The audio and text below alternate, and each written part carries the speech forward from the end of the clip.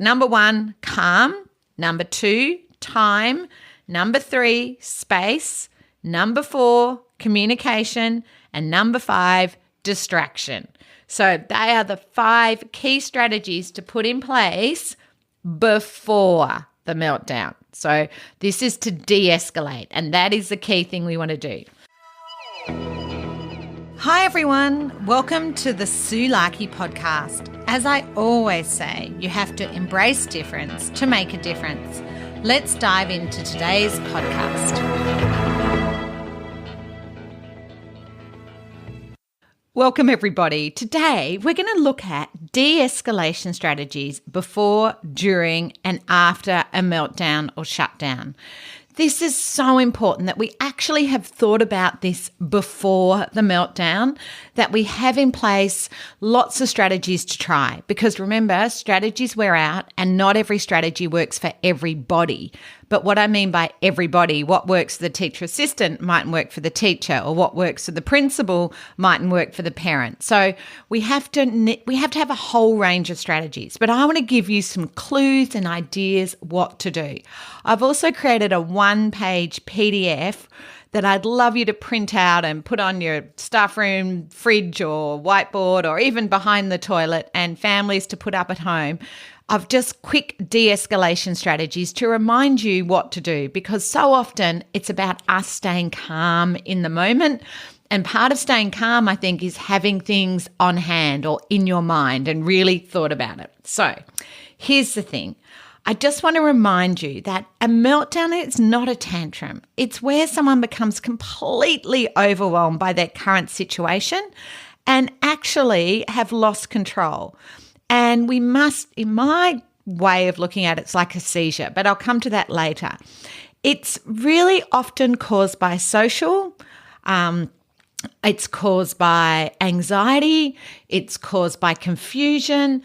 And for so many of my students, we need to put in place proactive and reactive strategies.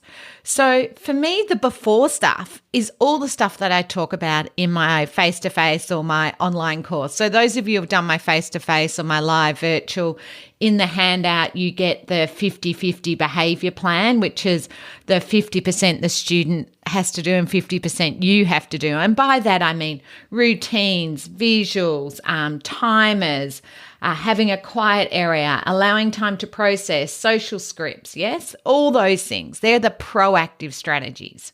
And I always love to say, never in the history of calming down has anyone calmed down. So we have to be aware that it's the actual environment and the routines and the structures that help the student calm. The more of those things we can do, the better. Because remember, anxiety up, problem solving down. And we want to get the anxiety down. That has to be your number one thing. How do you get the anxiety down? And that is through all your proactive strategies. So if you have my book, The Ultimate Guide to School and Home, it lays out how to use timers, how to set up schedules, how to set up routines. And there's so many practical strategies in there. But today is really about what to do during the meltdown to de-escalate it, what I call phase 1 and 2. So those of you, again, who have done my online course or my face-to-face course know that phase 1 is actually where the student's building up. And we have to get good at noticing things that can cause the student to go into the build-up. And in the Ultimate Guide to School and Home, on page 88, those of you that have it, there's like a whole page. I think there's like 50 things. This can be everything from a sudden change in schedule, not having their sensory tools, to misunderstanding a metaphor, to being rushed. There's so many things, but I'd highly recommend you start to make a list of things that can make a child escalate. But also notice the signs. And at my workshops, we talk about, the change of body posture, change of look in their eyes, change of complexion, change of the way they're moving. But to de-escalate, you need to be aware of those things. You need to be able to look at the student and go, oh, I need to put in place some strategies, because we can only put in place strategies during phase 1 and 2. So that's during build up and survival. So you need to be able to go, okay, I can see things are escalating. What can I do to de-escalate? So this podcast is all about what do you do to de-escalate. So the first thing I think you have to do is what I call number one is calm. You need to act calm even if you're not. Do a little what I call body scan. Just check just over your whole body, just run your hands down yourself and go, am I calm? Is my posture calm? Is my voice calm? Am I calm? Because these kids pick up on your anxiety. So you need to all children pick up on adults' anxiety or change of tone of voice. So you need to be highly aware of your own calm, yes? Then calm the environment. Often getting the rest of the class settled will help this student settle, making sure that there's not lots of movement and noise, or giving the student a space they can move to. Actually decreasing the sensory stimulation. So often that is going to escalate things. And use your calm, reassuring voice. Those of you who've done my workshops, I call this I am a GPS. So if you think of the GPS, that calm, monotone voice. Now, for those of you who have students with PDA or ODD, remember they need to be in control to feel calm. So allow them to have some control. So I call it choose your battles. And, if really ask yourself, does it matter if they're doing that right now? Because so often letting them have control of the situation will help them calm. So this is where sometimes we start reacting, but you need to get good in your head going, choose my battles. Doesn't matter they're doing that right now.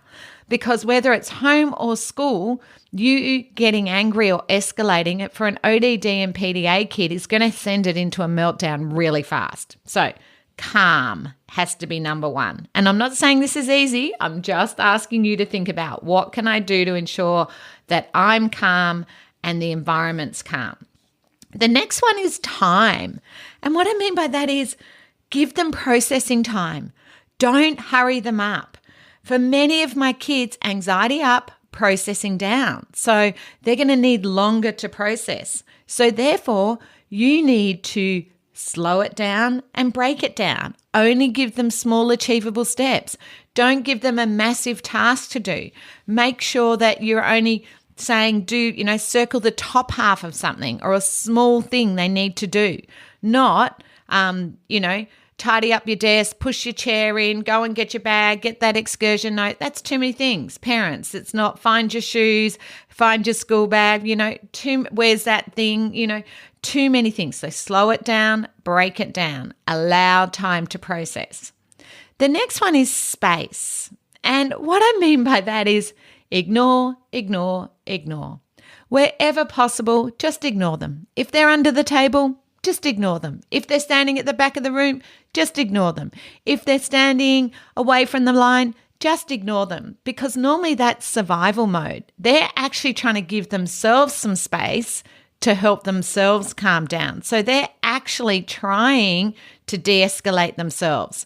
So you need to actually ignore wherever possible and let them have that space. If they want to move their desk away from everyone else, they are actually trying to de-escalate. So ignore. But my rule is ignore for 5 minutes and then just check in where they're at. Because sometimes after that 5 minutes, I can see by looking at their face and their body that they're ready to come out from under the table, and I might need to help them by giving them a job or a distraction. They might know how to transition back from under the table or the back of the room. Now, when I do talk to them, it's really important to know their personal space. Like all of us, if you're anxious, and some of you wouldn't like people close to you, other people like people close to you. Some people like touch and a hug when they're anxious, some don't. So you need to know what works for this student. But in my experience is I wouldn't get in their face. I would probably stay a couple of meters away, get down to their level. You know all these things. They're just reminders. But there's nothing wrong with a reminder. I would love you while I'm talking to think of the last meltdown that you saw and think, which of these things did you do? Because guess what? Sometimes even if you do this stuff, you're going to get a shutdown or a meltdown. But I just want you to think, oh yeah, no, I did do that. Did I keep the environment calm? Was my voice calm? Did I give them space? And the next and important one is communication. I like to just be silent wherever possible. Ask yourself, is it important I say that now? Like really, does it really matter? Because remember, their processing is going to be really slow. Are they really going to hear you? Is this the morning to tell them to find their shoes, or am I going to find their shoes? Is this the morning to get them to come up with a sentence starter? Well, I get them started, because sometimes getting them started will actually de-escalate the meltdown. That being said, some of my students actually need reassurance. I found over the years, particularly my girls on the spectrum, they just need to know what we're doing when in my calm, we're doing this and when we're doing that. Just a bit of reassurance, they're okay, I'm here if they need me, if they need to talk, did they want to go outside with a friend? I have to think, what reassures this student? For some of my students, their sensory tool will reassure them. What will reassure them? And for some of my kids, I think you can answer their questions, but don't coach or correct, particularly your oppositional kids. If they start swearing, don't coach or correct, just answer their questions, validate their feelings. I can see you're frustrated. Let me know if you need any help. That's all. You don't need to say you didn't need to swear or you can't say that. And remember, saying you can't say that when they just said that will often escalate the behaviour because they did and you said they couldn't. Anyway, that's a little bit confusing over a podcast, but hopefully you know what I'm saying. So stay calm, clear and concise. And I must say I've got myself in de-escalation mode and I can feel myself in my very calm voice today. I've been thinking about this podcast for the last 24 hours and I think I've got into my very monotone because I'm talking about de-escalation. So I probably should get my normal voice back on. I hope I'm not sending people to sleep. So anyway, let them know you're here if you need them. Now, for some of my students, that's just walking past, giving them the thumbs up. I don't have to talk. You don't have to talk to let a student know you're there if they need you. Or some of my students in the past, I've had a little card that says that I actually write down, I need help, and they can bring that to me when they need help, or I need the toilet, and I'll put those cards near them, or I need to go for a walk, and they just bring that over to me. Or I have a little system where they give me a little sign or thing to say they want to go for a walk. And we just communicate like that. It's so important to remember that your communication can escalate this situation. So to de-escalate, you need to think about your communication. And by that, I mean avoid the word no. The word no can send a kid into a meltdown or a shutdown in a heartbeat. Because they hear never. When you say no, they hear never again for the rest of their life. So this is when we need the now, next, later. So it's not no iPad. It's when you've finished your work, then you can go on the iPad. Or when we've finished this, then you can do that. Not, no, you can't have it. Because guaranteed when you say no, your voice is going to become no, not calm. And it doesn't tell the child what to do. So tell them what they need to do and when they can have it. I know you've all heard me say this lots of times, but I don't know why you use the word no. It doesn't tell a child what to do. Even running on the road. I think you've heard me say this on the podcast many times. It's not don't run on the road, no running on the road. It's hold my hand. It's telling the child what to do. It's so important. Don't say no throwing pencils. Put the pencil in the pencil case. What is the action you want? Saying no doesn't tell a child what to do. The other one, I think, which we can't help ourselves, but we start reasoning. Don't reason, don't bargain, just calm, clear, concise instructions. And wherever you can, just ignore inappropriate language, inappropriate behaviour. Remember, they are just trying to communicate. They're overwhelmed. They are often trying to calm themselves. They're actually trying to self-regulate. So for many of my kids, if you start getting in their face or start telling them not to do things, or it will just escalate. So ignore and silence are key. Think about your communication. And number 5 is distraction. And that is probably the most important thing you need to think about. What can distract this student when they are escalating? So I'm just going to turn to page 92 of the Ultimate Guide, where we have a whole lot of things you can do. And lots of you have my tip sheet, The Power of Preventative Breaks. There's about 50 different things you can do. But what we mean by distraction is a break, is a preventative break. So it could be sensory. It could be listening to music, letting them hum or sit under a table with a blanket over it. It could be a physical break. And remember, movement has been found to be as good as anxiety medication. So we want to de-escalate. This student might need some movement. It might be doing star jumps, wall push-ups, going for a run, going on the equipment, throwing bean bags, actually, letting them go and rock on a chair. I don't know, on one of those wobble chairs.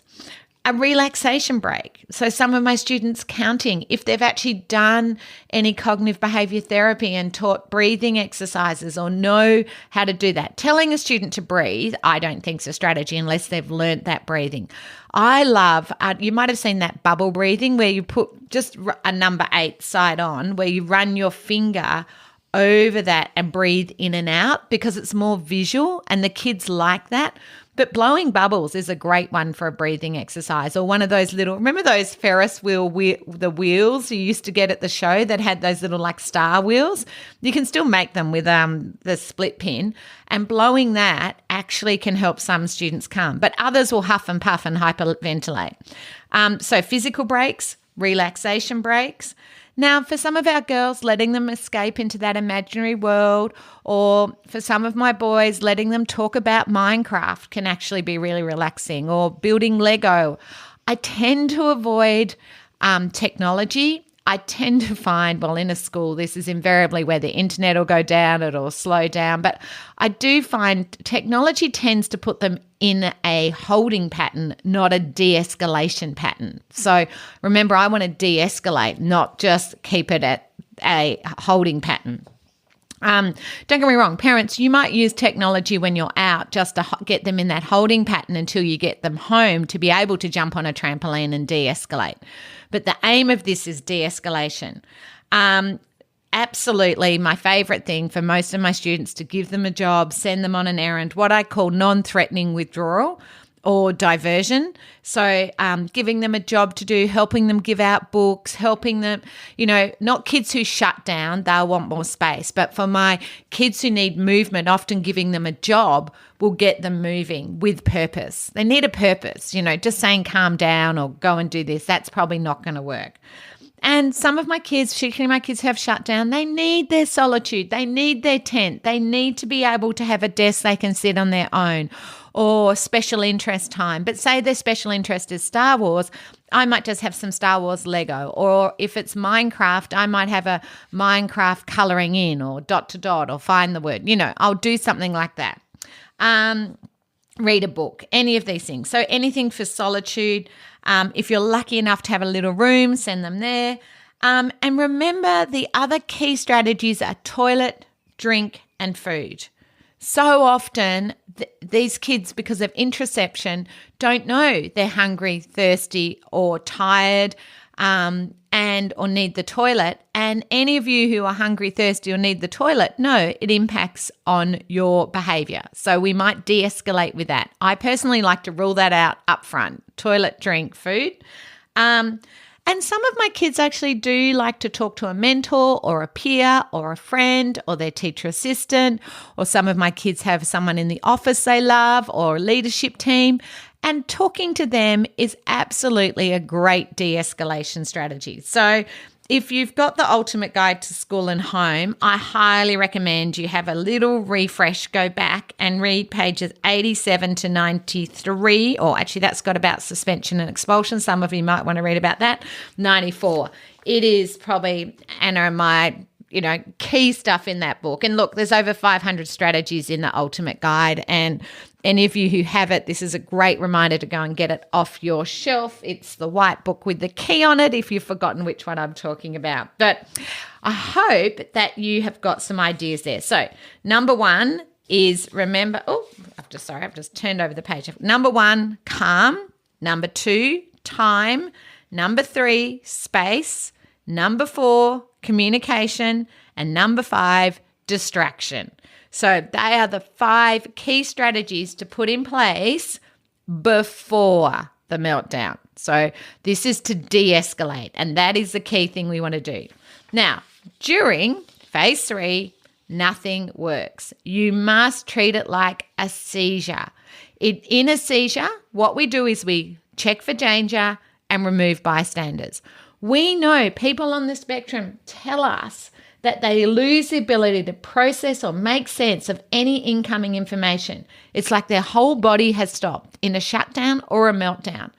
And I have worked with enough kids to know they definitely lose cognitive function. And I'll come to that in a minute, how you know if they're a student that loses cognitive function, and that's the after. But very important to remove bystanders. Now, if possible, I like to have an escape route open, having a door open, or knowing that there's a little room they can go to, knowing that there's a safe place. But I understand some of your schools are not safe beyond that door, and you've got kids who are runners. But if possible, having an escape route. Now, one of my boys, he knew if he needed to leave, he was allowed to run over. He liked this little bit of our garden. I had another boy who was allowed to run to the office. I had another boy who was allowed to run to the learning support office. So we said, if you need to calm, and we told him where to go. And we had a social script and we practiced that. If you need to leave the room. Interestingly, I think most of those kids probably only ever did that once or twice a term. And they were big triggers. They were big triggers, like a relief teacher in the room who yelled. One of my other boys, it was a bullying and teasing incident, and he just, I'd prefer he ran there than hit someone, which is what he used to do.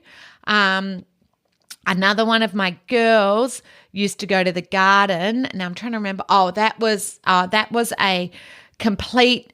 She was completely overwhelmed, and she started crying, and she didn't want people to see her.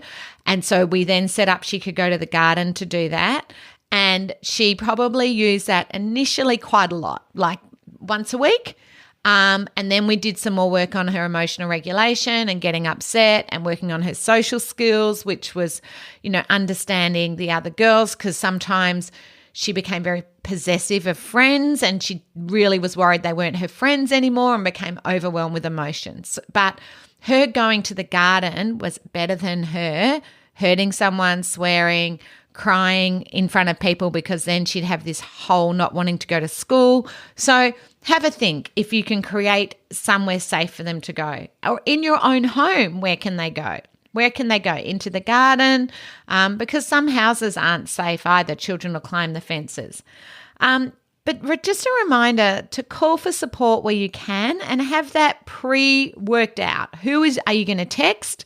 Are you going to send students? Well, how are you going to call for help? And it's very important to get a colleague to take your class sometimes. Who's your backup? Who can take your class so you can go and sit with the student or talk to the student?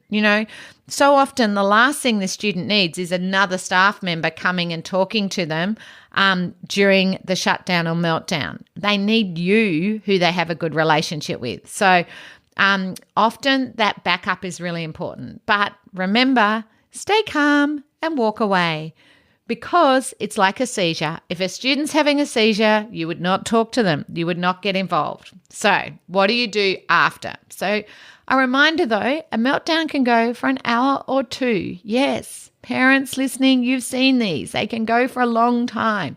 They're not just over in 5 minutes like a tantrum.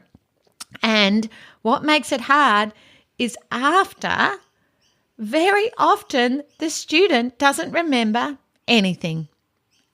I've had it where people ask the student, what do you think happened? And they'll say, nothing, I don't remember, or talk about something completely different, or what they were doing earlier that day. But doesn't that show it is like a seizure?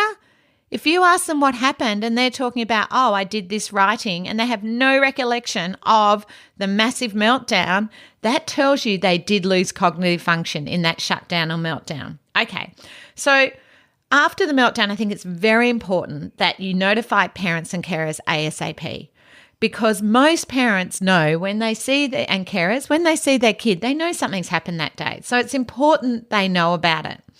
I'm a bit of a avoider getting parents to come and pick them up or get involved unless, it's really important that happens. But for many of my kids, they just want to get on with the day, actually. They don't remember it. We're just going to get on with the day. And remember, often they can't communicate directly after the meltdown and haven't had time to process it anyway. Even if they do remember, they haven't had time to process. So you're just better off getting on with the routine. But often when they go home, they do want to process it. And I've had a lot of kids who it's at bedtime. When the house is quiet, they'll come and wake their parents up and tell them something happened in the day. So it's very important that the parents and carers are notified. And parents and carers, if your child's had a meltdown, let the school know too, because often the reverse can happen. I think I would wait at least a day after meltdown, because I don't know about you, but it is stressful for you. And often if you start talking about it, you can not stay calm because it might have been distressing to watch, and it can be very distressing to watch. And so I always think wait till everyone's emotions have come back down. Ask the parents and carers if the student spoke to them overnight about it, if they've got any clues what happened, if you don't know what happened, because sometimes we don't. But personally, I'm a big fan of move on. Don't dwell with the student or yourself. I have seen where this can reactivate the meltdown or shutdown and actually impact on your relationship with the student. They have autism spectrum disorder. Meltdowns and shutdowns are part of it. They have oppositional defiant disorder or PDA. Meltdowns and shutdowns are part of the disorder, even though I hate the word disorder. It's part of the condition. If a child has a seizure, we don't spend hours going back over what happened before, during, and after. So please, if you can think of it like that, it makes life so much better. I can't tell you, move on. Just, okay, what were the triggers? What can we do to de-escalate next time? What are the lessons we learn as the adults? What can we put in place? Boom, boom, boom, done. I don't necessarily need to talk to the student about that. But if you want to talk to them about it, just a word of warning that they mightn't remember, they might not know, and you might talk in circles. However, some of the students might want to talk about it and might want to come up with a plan for next time. And that is what I like to talk to them about. What could we do different next time? Okay, there was a relief teacher who yelled. We will let them know. Oh, your friends didn't want to play with you. Okay, well, let's remember sometimes our friends want to play with us, sometimes they don't. Let's write a social script about that. Let's go and ask, are they still your friends? Yes, they are. Let's go and check, because maybe there was a problem that I've missed, So it's really important to go back to your proactive strategies, back to what I started this podcast with social scripts and pre-warning, like there's going to be a relief teacher tomorrow. Watching your tone of voice, giving those sensory breaks. So putting in place those proactive strategies, not reactive strategies. And the big one I think to remember is this, and I know many of you would have heard me on my rant on my podcast about it is so important that we are aware that these students need a different behaviour system to the rest of the class. I mean, I go into schools all the time where I see those zones of regulation, which are great for neurotypical kids, but ASD kids need to be taught about their zones. Most of my kids end up on the red, and they don't know, and we're not giving them strategies, de-escalation strategies for themselves. So I highly recommend, if you haven't seen my emotional regulation program, which is emotional literacy for children with autism spectrum, ADHD, ODD, PDA, all those kids who need to actually be taught about their emotions. They come on like a freight train. They don't see them coming. Next thing, they're having a meltdown, and they did not feel anything coming. It was 0 to 100. And the only way is to teach them about their emotions and how to regulate their own emotions. Because remember, never in the history of calming down has anyone calmed down by being told to calm down. If your partner told you to calm down, guaranteed you wouldn't. Imagine if your partner told you, go and sit at that table and calm down. I guess you wouldn't. But what if you might be a person who needs to talk it through with your partner, or you might need your partner to say, do you want a cup of tea, or do you want to go for a walk? Children on the spectrum need the tools to calm. and it's up to us to give them to them. So highly recommend, if you haven't had a look at my emotional regulation online course, it's just a 3-hour course. It's got all the things you can download, print, do with the whole class or groups or an individual student. But for me, it's really about understanding meltdowns are part of autism spectrum disorder, ODD and PDA, and it's up to us to put in place de-escalation strategies and support this student, because most of the kids I know do not like the feeling of meltdowns and shutdowns. They can be quite unsettling, just like when I've taught children with epilepsy, how unsettling a seizure could be, or a student with asthma. I mean, I've had students who have massive asthma attacks and you have to get an ambulance, and that can be very traumatic. And I think we can't underestimate the trauma really around behaviour for many of my students, because what I know is my students, I sound like I own, but I've taught over 3,000 kids on the spectrum, and all of them want to do the right thing. All of them want to be engaged. None of them want to have meltdowns and shutdowns. And that's why I'm passionate that you actually de-escalate it so they don't have to have this overwhelming, horrible feeling, which can take a long time to recover from, whether at home or school. So can you make sure you download the PDF that I've created for you that has the de-escalation strategies as just quick reminders what to do. Remember, strategies wear out. Not every strategy works for everybody. I hope you found this episode invaluable and you're excited to put in place some strategies for de-escalation. I'd also love you to think about joining me for a face-to-face or live virtual workshop this term. I've got lots coming up. Now, I know lots of you like learning different ways. You can either watch the course online on demand, live virtual, or check if I'm coming near you. The worst thing is when you hear after. So go and have a look on my website. I have upcoming workshops in Tamworth, Adelaide, Sydney, and live virtual. I am trying to make it more accessible for you. Most of my workshops are run on a Thursday or Friday because as a teacher, I like being out of the class later in the week so I can have my class set up and ready to go. I know that if you come along, if you found this episode helpful, what I know is you're going to get so many more practical tips and strategies in my face-to-face courses or live virtual. I would love you to join me. Check my website for upcoming dates. Of course, you can register online and we can send an invoice to your organisation, or parents, carers, you can pay later. Some of you can use your NDIS funding. Check with your plan manager. But I hope you can join me in whichever format works for you, however you prefer to learn. If you prefer to learn at your own pace in your own time, online on demand. If you prefer live virtual where you don't have to be there for the day but prefer to be in your pajamas and not have the stress of parking, then join me for live virtual, or if I'm not coming near you. Or I can't wait to see you at face-to-face. Now, can you do me a favour? If you come to my face-to-face, people are often embarrassed to come up and ask for a photo. But I'm also embarrassed to go, does anyone want a photo? But I love it at the end of the workshops when I can share those photos with my community, when you can go back and put a photo in your newsletter and go, hey, our teachers went to this training, or our educators, or parents, you can subtly share it with your family and friends about, hey, these are the things that I learned to support my child, and you could do as my family to support too, whatever works for you. But please, particularly at lunchtime's normally easier for me because I don't have as much admin things I need to sort. Come up to me at lunchtime, say, Sue, can I have a photo? Or when you first arrive, that's often an awesome time too. But come up and go, Sue, I listened to your podcast. Can we have a photo? But even if you see me in the street, I ran into someone at the airport and they're like, can I have a photo? And I'm like, absolutely. Honestly, it makes my day. I cannot tell you how much I love getting photos with my beautiful community. It warms my soul. And honestly, it energizes me to do more podcasts and do the things that I don't know, that just to know that I'm making a difference to you and the children. And I always have in mind my beautiful children I've known and worked with over the years, and thinking of myself as a teacher, the strategies I wished I'd had in place. So please come up to me and ask for a photo.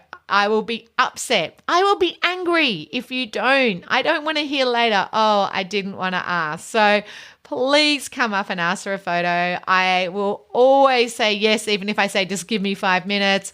I cannot wait to connect with you and know that you listened to the podcast and heard this message of come and get a photo with me. Can't wait. Take care.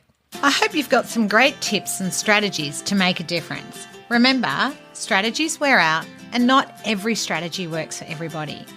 If you're ready to dive in deeper to more strategies and ideas to make a difference, I'd highly recommend you consider Dr. Tony Attwood or my online courses. For more information, visit my website www.sulaki.com.au.